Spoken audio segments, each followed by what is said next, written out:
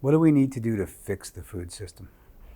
So fixing the food system, again, extreme makeover.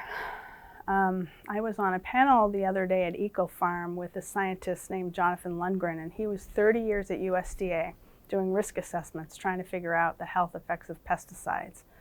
He was eventually raising the alarm about a class of chemicals called neonicotinoids and the effect on bees, because we've seen massive bee die-offs in recent years, which is a major problem for the food. The entire food system depends on the pollination of bees.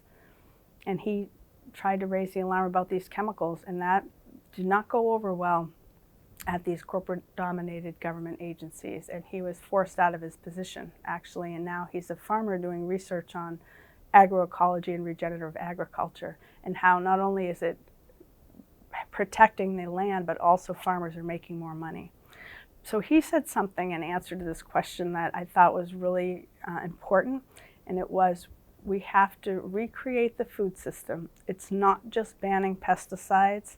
We can't continue with intensive industrialized agriculture system, because if we do, the bees will die. I mean, it's that clear cut. It can't continue. And in the face of this, the companies have become very desperate to change the story. And so that's what we're seeing in these increasingly aggressive disinformation campaigns. But the science is also saying, as Jonathan's studies are showing, regenerative agriculture, agroecology really does hold the answers, and it has a lot to do with diversity of what farmers are growing, not these major monocrops that are chemical dependent. He also said, I thought this was a very useful way to think about it, it's an addiction system. We have these large monoculture farms.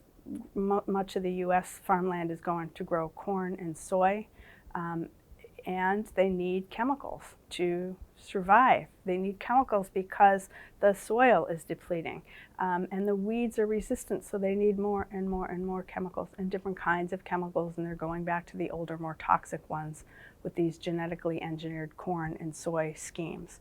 So it's a system of addiction. And who loses in a system of addiction?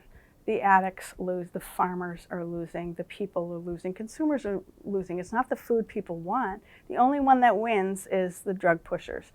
And so this is a profit stream that the companies have found that's incredibly profitable, and they just want to continue it for as long as they can. So we have to challenge it. And I think a major way to challenge it, something that's extremely effective, is to shine light on it. They are really afraid of transparency. That's what we found at US Right to Know. So we just need to bring more of it. Find out what's back there and show the truth, report it. And so we let people, we make our information free and available to anyone who wants to use it, to use for campaigns, to use for science and research or whatever they need to do. Our role is to document and report. So usrtk.org. If you want to find lots of documents showing what Monsanto knew when about glyphosate. And we're also posting many of our documents now at the UCSF Chemical Industry Documents Archive. They started the Tobacco Industry Documents Archive. It's a wonderful database where you can look up people's names, companies, whatever, and find out what the tobacco documents say. Now they've got the chemical industry archives, and they just started the food industry archives. So all that's available at UCSF. Can you sum up everything we've talked about today in 15 seconds? Wow. We need to fight for our future. We need to fight for our future. And that means all of us. I don't think this is us versus them or good people versus bad people. I think that we're living in times when the systems that we've depended on, the institutions that we've thought were protecting us, are failing us. They're failing, and the science is so clear that they're failing, and we can't keep going the way that we're going. And so what do we do in the face of that? I think there are people who see and many people who don't yet see that the institutions failing us are just human decisions. And we are always free to make different decisions and to create new systems that respect and value life. And that's what we're called to do at these times. And no matter where anyone is sitting along the spectrum of the economy, or not, moms and dads and families have huge roles to play too. We have to recreate the systems in which we live to support and value life over profit and people over profits. And I have great hope that that's happening, but people need to hear that positive vision and see how they can be part of it. And so my part is shining light on the pesticide industry and whatever any of us can do to stand for transparency, to be leaders in our community, to show people how to find the path to health and healing.